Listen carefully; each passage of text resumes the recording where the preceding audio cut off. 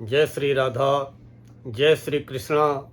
आप सभी प्रिय दर्शकों का हमारे चैनल आई एम एस्ट्रो गुरु जी में बहुत बहुत स्वागत है। प्रिय दर्शकों, आज का वीडियो है अहोई अष्टमी व्रत के बारे में।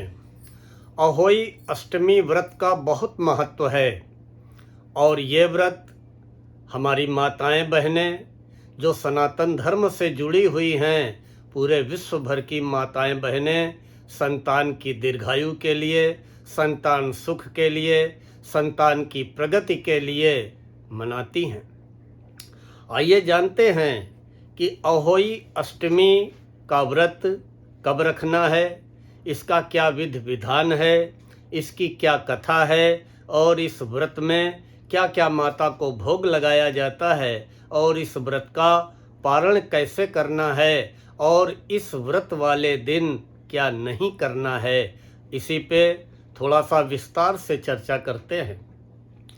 अहोई अष्टमी व्रत, एक बार मैं फिर से कह रहा हूँ कि अहोई अष्टमी व्रत जो हमारी माताएं बहनें निःसंतान हैं वो इस व्रत को अवश्य करें।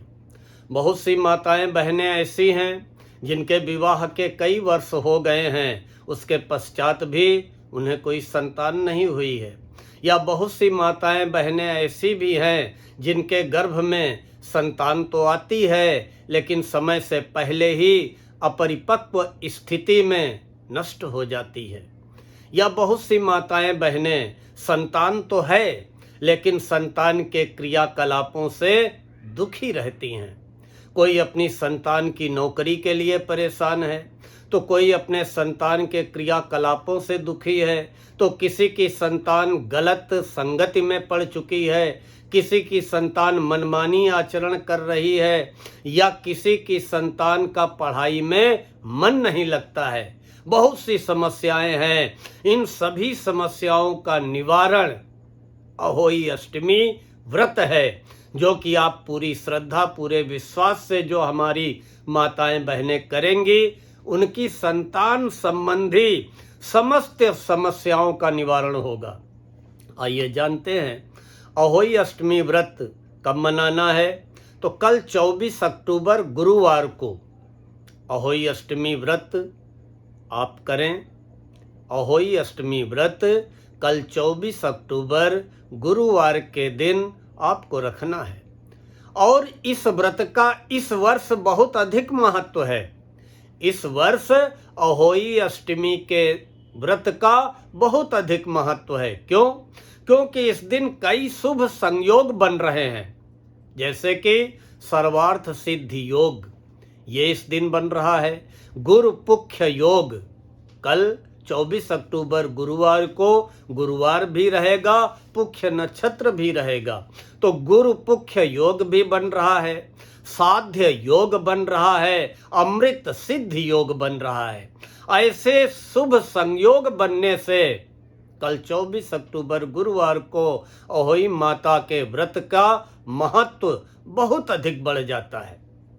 कल जो भी माताएं बहनें पूरी श्रद्धा से, पूरी भक्ति से, पूरे नियमों का पालन करते हुए इस व्रत को करेंगी, उनकी संतान संबंधी समस्त समस्याओं का निवारण होगा, निराकरण होगा। इस व्रत में एक चीज याद रखना है, ये व्रत सूर्योदय के साथ ही प्रारंभ हो जाता है। जैसे ही कल 24 अक्टूबर गुरुवार को सूर्योदय होगा, सूर्योदय के साथ ही आपका व्रत प्रारंभ हो जाएगा। इस व्रत में अन्न नहीं ग्रहण किया जाता है, फल नहीं ग्रहण किए जाते हैं, दूध या दूध से बनी चीजें नहीं ग्रहण की जाती हैं, बल्कि ये व्रत निर्जला रखा जाता है। अब इस व्रत का समापन कैसे होता है?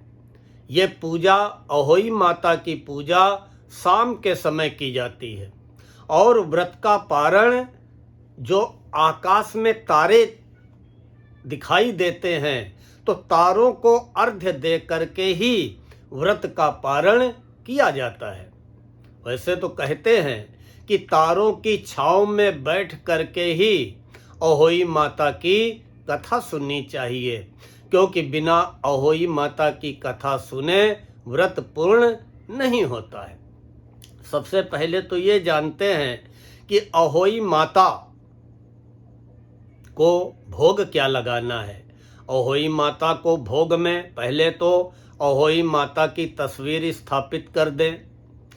बढ़िया चौकी के पास एक कलश में जल भर के रख लें, दीपक जला दें और जो माता को भोग लगाना है 8 पूड़ी, 8 मालपुआ, 8 गुलगुले, इनका आप माता को भोग लगाएं। अहोई माता को गुलगुले बहुत पसंद हैं, मालपुआ बहुत पसंद हैं, अतः पूरी श्रद्धा के साथ 8 पूड़ी, 8 मालपुआ, 8 गुलगुले का भोग लगाएं। दूध व चावल का भी भोग लगाएं और माता के सामने गेहूं के कुछ दाने भी रख दें। पूजनोपरांत जब आपका पूजन समाप्त हो जाए तो उसके बाद माता की कथा सुने और कथा सुनने के बाद तारों को अर्घ्य दे करके व्रत का पारण करें।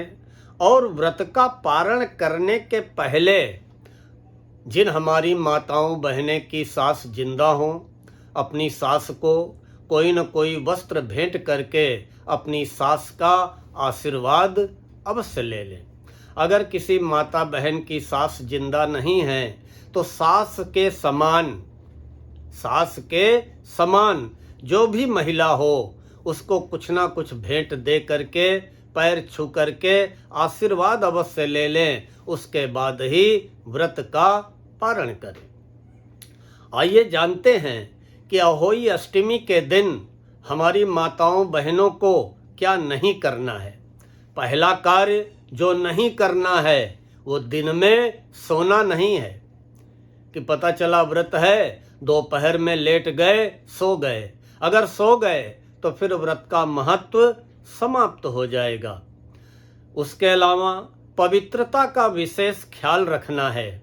विवाद से, कलह से, क्रोध से अपने को बचा करके रखना है और नकारात्मक विचारों से, निगेटिव थिंकिंग से अपने आप को दूर रखना है। प्रिय दर्शकों, आइए जानते हैं कि माता रानी की कथा क्या है, अहोई माता की कथा क्या है। कथाएं तो बहुत सी हैं, लेकिन एक पौराणिक कथा मैं सुनाता हूँ संक्षिप्त में कि एक साहूकार था, उसके 7 बेटे थे और उस जमाने में हर जगह कच्चे मकान होते थे। जब होली दिवाली कोई त्यौहार आने वाला होता था तो लोग जो है खेतों से, तालाब से मिट्टी ला करके और गोबर से, मिट्टी से घर की पुताई लिपाई करते थे, गेरू वगैरह डाल के। आज भी आप बहुत पिछड़े गांव में, आदिवासी क्षेत्रों में चले जाएं तो इसी तरह जो है घर की लिपाई पुताई वाले घर आपको देखने को आज भी मिल जाएंगे। तो दीपावली पर्व आने वाला था तो साहूकार की पत्नी मिट्टी लेने के लिए खेत में गई और वो खेत में कुदाल से मिट्टी खोद रही थी। उसको नहीं मालूम था कि मैं जहाँ पे कुदाल चला रही हूँ वहीं पे नीचे स्याऊ जिसको स्याही भी कहते हैं, साही भी कहते हैं, उसकी मांद है। और मिट्टी खोदते हुए, कुदाल चलाते हुए स्याऊ के बच्चे की मौत हो जाती है। फिर जिस स्याऊ के बच्चे की मौत हो जाती है उस स्याही की माँ उस साहूकारनी को श्राप देती है कि तुमने मेरे बच्चे की हत्या की है, जाओ तुम्हारे 7 के 7 बेटे समाप्त हो जाएंगे।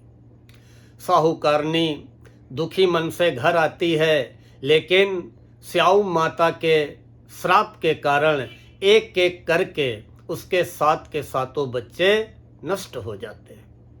और जब व्यक्ति के ऊपर आपदा विपदा आती है, कोई रास्ता नहीं नजर आता है, तो कोई भी व्यक्ति हो फिर वो सिद्ध संत महात्मा की शरण में जाता है। वो साहूकारनी भी, साहूकार की पत्नी भी एक सिद्ध महात्मा के पास गई और पूरा वृत्तांत बतलाया।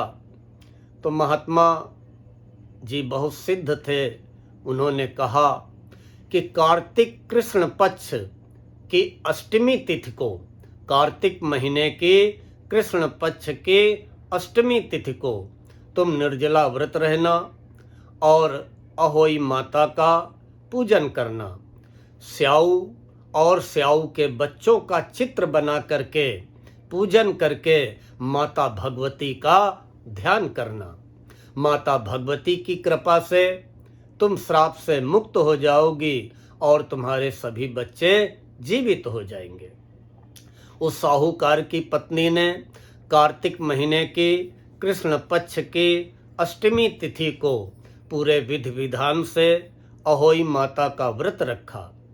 व्रत रखने के बाद स्याऊ माता और उनके बच्चों का चित्र बना करके उनका पूजन किया, भगवती माता की आराधना की, माता भगवती का ध्यान किया और तारों के दर्शन करके तारों को अर्घ्य प्रदान करके अपने व्रत का पारण किया। इस व्रत के प्रभाव से उस साहूकार की पत्नी के 7 के 7 बेटे जीवित हो गए। बोलिए अहोई माता की जय। तो अहोई माता का इतना बड़ा प्रभाव है। आज के ज़माने में कोई भी हमारे दंपति हों, लेकिन संतान को लेकर के उनके मन में कोई न कोई चिंता अवश्य होगी। अगर नहीं संतान होंगे तो मेरे संतान नहीं है, ये चिंता होगी।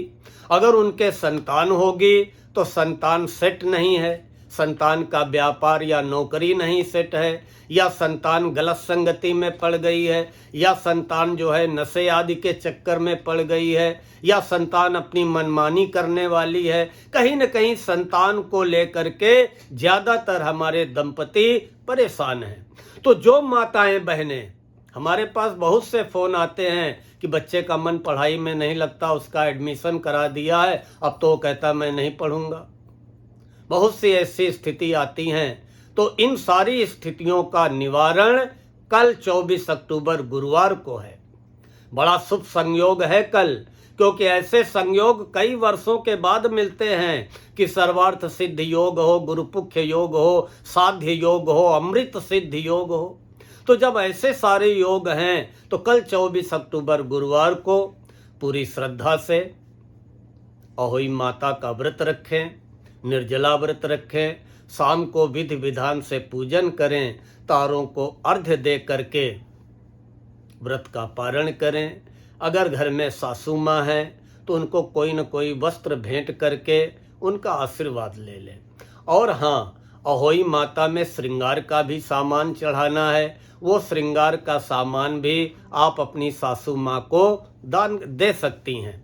प्रिय दर्शकों, हमें विश्वास है कि आप सभी को आज का ये वीडियो पसंद आया होगा। लेकिन आप लोगों से एक शिकायत है कि लाइक व कमेंट करने में आप कंजूसी कर जाते हैं, जैसे कि लाइक व कमेंट करने में जेब से कुछ खर्चा हो रहा है। अरे भाई, 1 सेकंड लगता है लाइक व कमेंट करने में। अतः आपसे अनुरोध है कि लाइक कर लें वीडियो को और जय अहोई माता आज ये कमेंट में लिख करके अवश्य भेजें।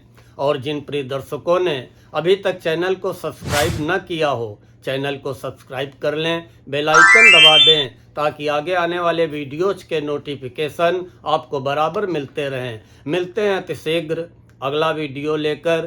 तब तक के लिए आप सभी को जय श्री राधा, जय श्री कृष्णा।